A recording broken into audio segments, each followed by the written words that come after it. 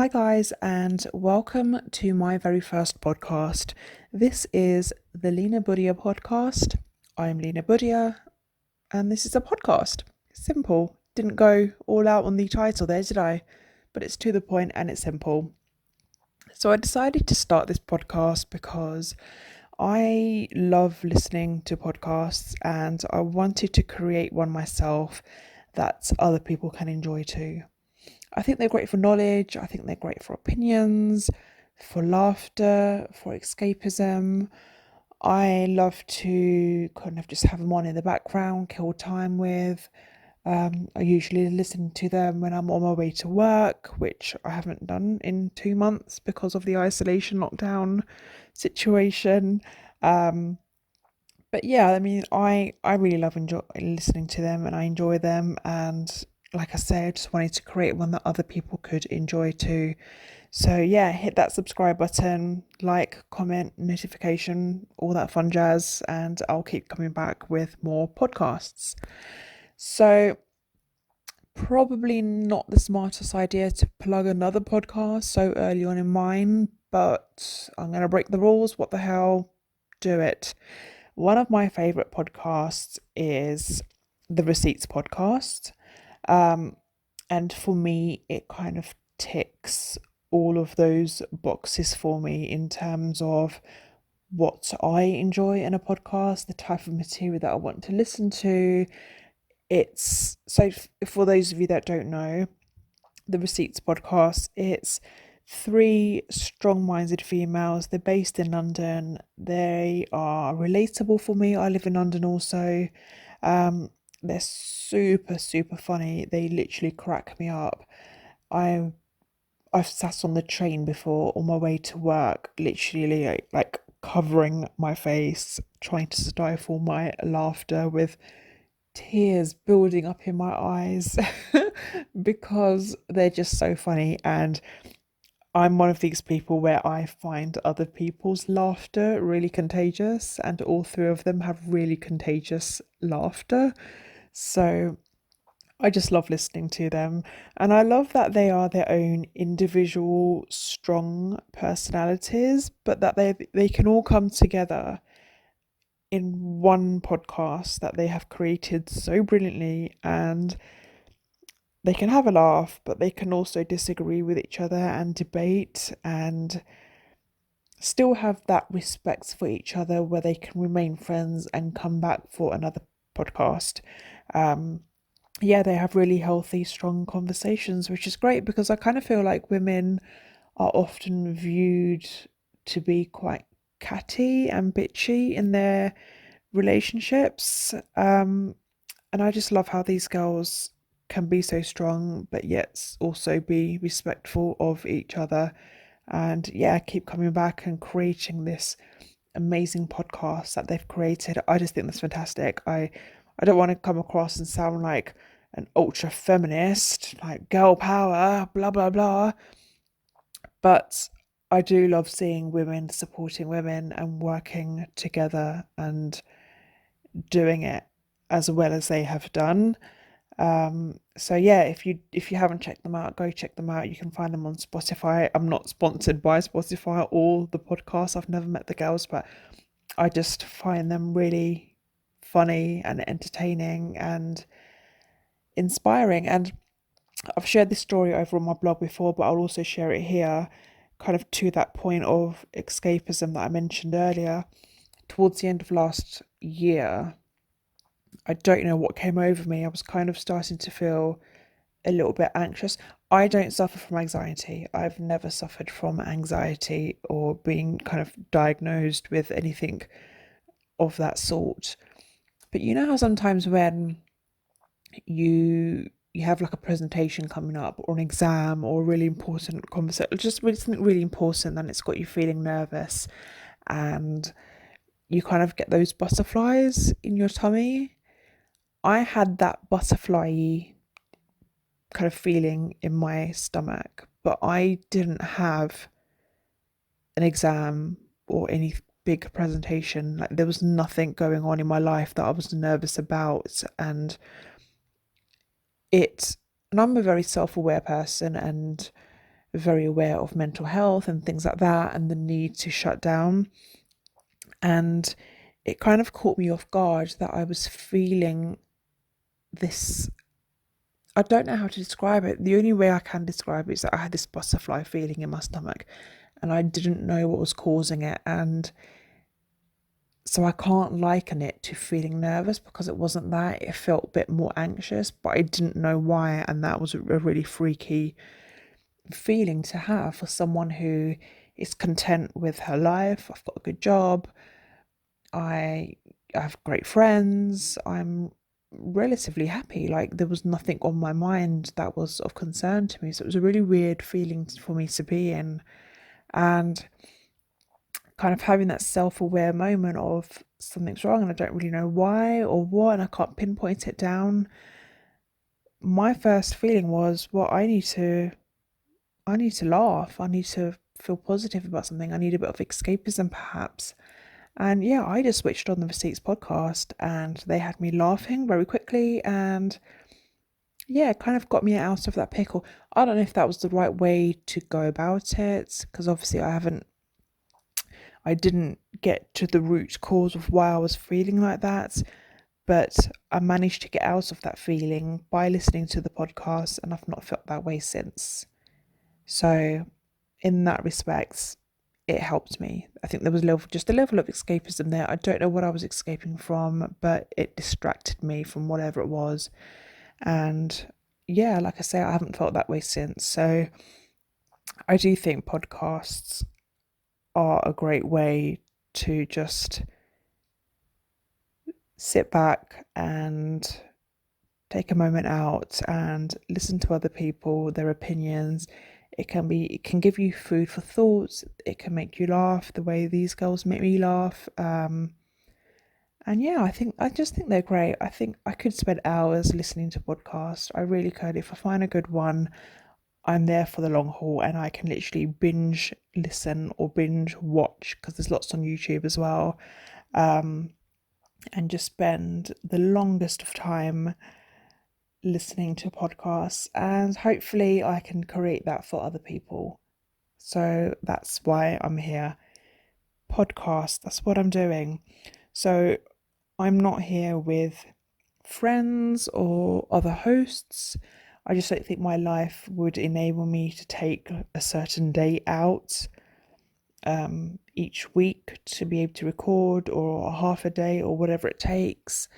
So I'm really just going to try and record these as and when I can and upload them and hopefully keep some sort of consistency. I'm not going to dedicate myself to uploading on a certain day. I'll just see what I can do, but I'll try and make sure it's as consistent and often as possible.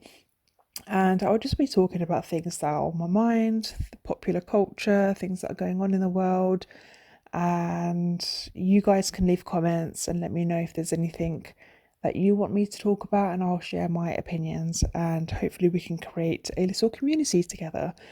But that's my opener right there. I just thought I'd share with you what I'm doing, why I'm here, where my inspiration comes from, and hopefully we can have some fun with this. What's current right now? Social distancing, anyone? Anyone else doing that? Yep, me too. God, this is such a weird situation to be in, and I am done with anything relating to the virus. Am I allowed to mention it? I don't know. I just did, so tough. Lockdown, social distancing. What are we, 2 months in? And quite frankly, I'm done with it. I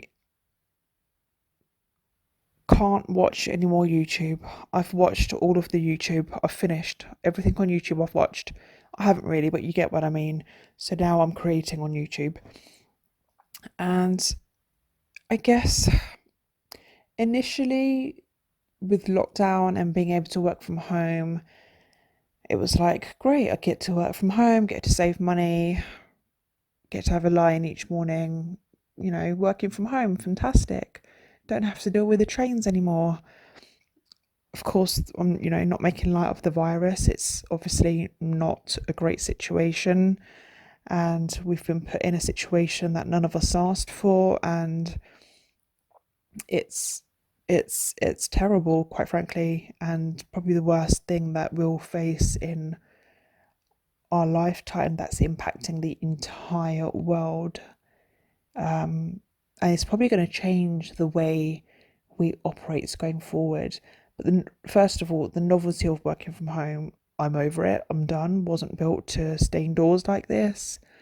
Um, but it has got me thinking in terms of what lessons are we going to learn from this? And that's kind of the way my mind works. I look for the silver lining in absolutely every situation, no matter how terrible it is.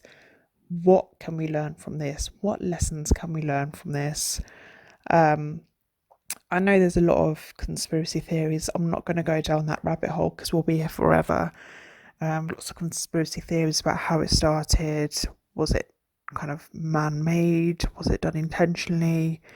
Or is it just a simple case of kind of a natural cause, like just cross-contamination of disease from one type of mammal into another, and the human body not being able to react to it?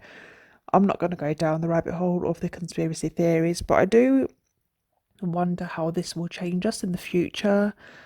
So, for instance, there's a lot of businesses out there that may choose to remodel the way in which they operate so they can withstand situations like this.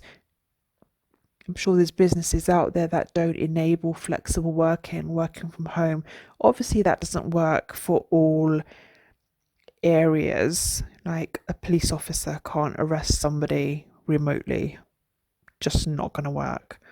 But there are lots of office based businesses where people walk into an office space that I'm sure the rent is insane in some areas, especially if you are in a city environment. I'm sure there's lots of businesses still that don't allow people to work from home and still have a one-on-one ratio of desks to employee. And I think this is going to be a real eye-opener in terms of whether or not that can change. I mean, just think about it for a second. If you've got 100 employees and by default you go, right, well, then I need 100 desks, you're going to have to pay for those 100 desks. The rent money is going to be for 100 people. But what if you split that ratio down and you turn it into 60 desks for 100 people and you let 40 people work from home? You're now going to spend far less money on computer space, desk space, and your rental. And create a culture where people feel a little bit more engaged because they are able to manage their personal life also. So people with children, people may have carer responsibilities. I personally love being able to work from home kind of midweek and just have that day where I can just close the alarm, set it off, and have a bit of a lie in and still be able to log. Some days I'm able to log in earlier than I would on a normal day, but it's that travel to and from work that wears me out the most rather than the work itself.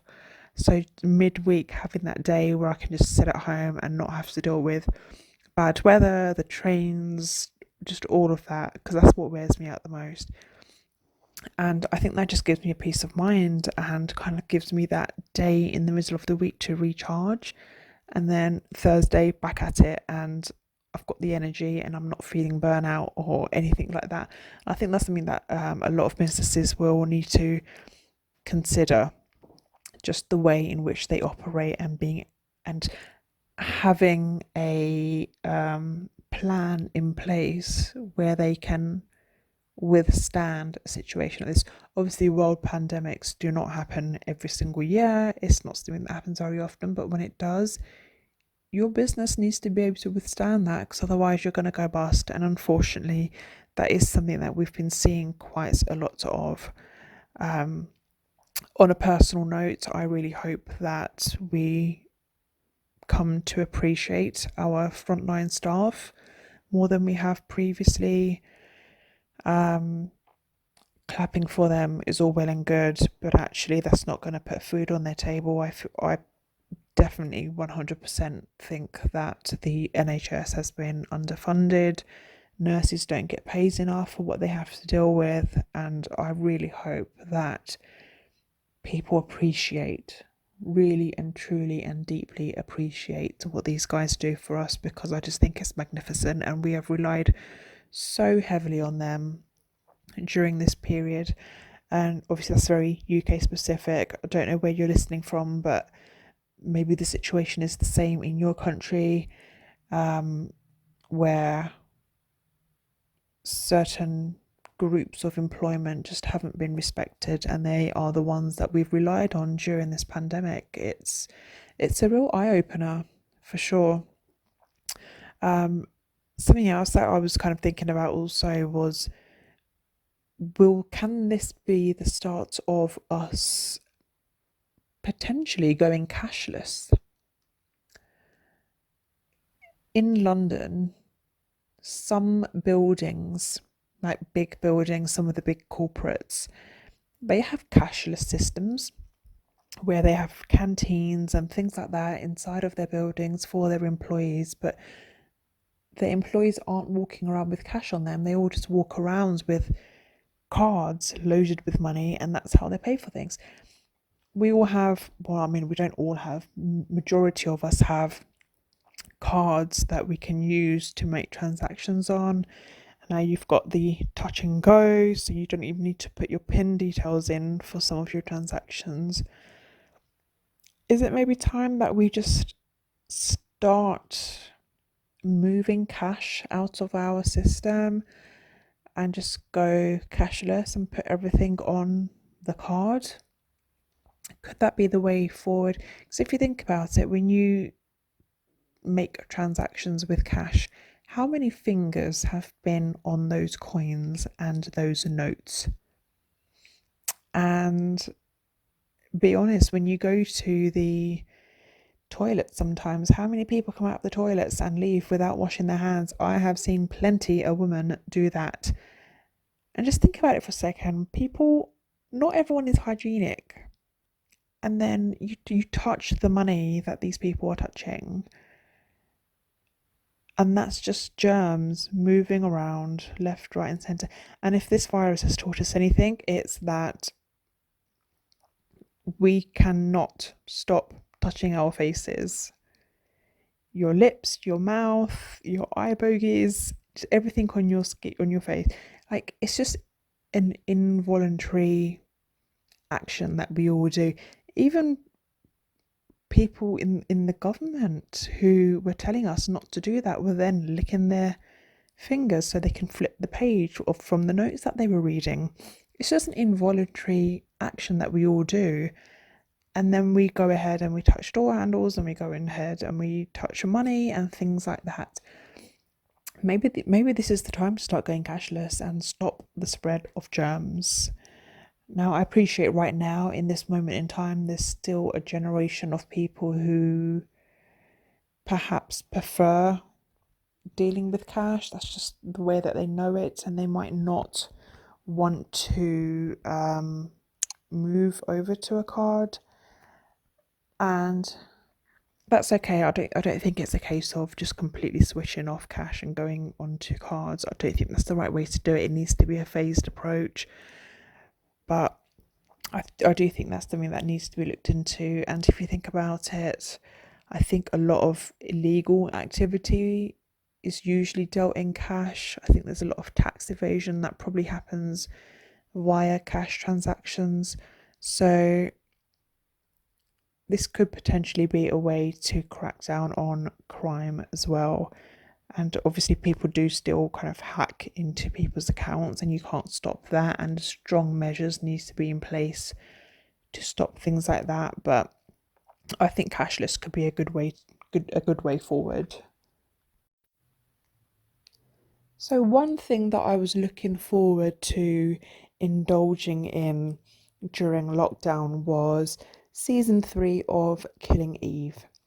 I absolutely loved season 1. I loved season 2 even more. and I was really looking forward to season 3 being uploaded. And I don't know why, but for some reason I thought the entire series would be uploaded all in one go and I'd just be able to binge watch the entire series. But no, they've been uploading them one episode at a time on a week by week basis. So each Monday on iPlayer. And I have to say, so far, I'm not really, I'm not really enjoying season 3 so far. I think it's got off to a bit of a slow start. Um, I think what's doing it for me is I kind of feel like they are attempting to humanize Villanelle, um, give a bit of her backstory and maybe explain why she is the way she is. And it's kind of taking away from her heartlessness, and it's just not the same. I just don't feel that it's come in with its strong punch the way the previous seasons had. Um, Eve's character as well, she's going through it. Her life has been flipped upside down. Her marriage, her job, she's very demotivated and just kind of dragging herself around in a very sluggish manner. Still kind of aspects of the old Eve there, but not quite the same kind of that wit. She doesn't really have quite as much anymore. Um, they've not interacted yet with each other. That's Eve and Villanelle. The last episode, is it number 4 or number 5? Not sure, but they've just done a entire. The last one that they uploaded was an entire episode on Villanelle getting back in touch with her family, her mum, brother, and kind of integrating herself into their household. And it didn't end very well. Disclaimer alert: if you haven't watched it, you might want to skip forward by a minute or so. But it ended with Villanelle and her mum having a few words, not being on the same page as each other, and Villanelle basically kills her and blows up the house. So, I mean, she's still got her inner demon in her. She's still heartless and she's still slightly crazy and willing to do whatever it takes for herself, her own survival, basically. Um, but no, it kind of feels like it's got off to a bit of a slow start, and it's not as punchy, it's not as witty, it's not as engaging. And I don't know, like I feel like with the first 2 seasons I could just sit there and watch it the whole way through and be like, oh my god, that was amazing, I have to watch it again immediately. Whereas this one, I'm kind of multitasking. I'm half watching it and half doing other things as well because it's not quite captured me in the way that I would like. I don't know how you guys feel. Leave a comment in the comment section below and let me know what you're thinking on the current episode is, or the current season, in fact, is. And I don't know, let's start a debate. Let me know what you think. Hopefully it will pick up. We're only a few episodes in, but by this point, I would expect it to be high drama, really exciting. There were 1 or 2 episodes. I think the back end of one episode and then the following episode was quite good. And I kind of thought, oh, okay, we're getting into the swing of things. And then yeah, it took a bit of a dip again. So not quite as engaged with this season, I'm afraid, which I'm quite disappointed by because I was so looking forward to it.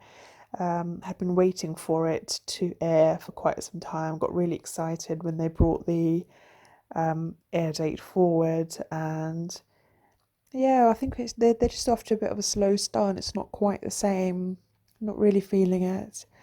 Anyway, that's all for this episode of my podcast, the Lina Bhudia podcast. Make sure you subscribe, make sure you like, and I will keep uploading more podcasts. And I think what I'll do is I will upload highlights and then the full episode. I will do my best to keep these as regular as possible. But yeah, check out those highlights for more snippets of the podcast. You can kind of see by the title what I'm talking about and pick what you want to watch, or you can just wait for the entire episode to be uploaded, or you can just watch everything that I upload. That would really help me out. So give me a subscribe, press that notification button, hit the like button, and I'll see you again soon. Bye.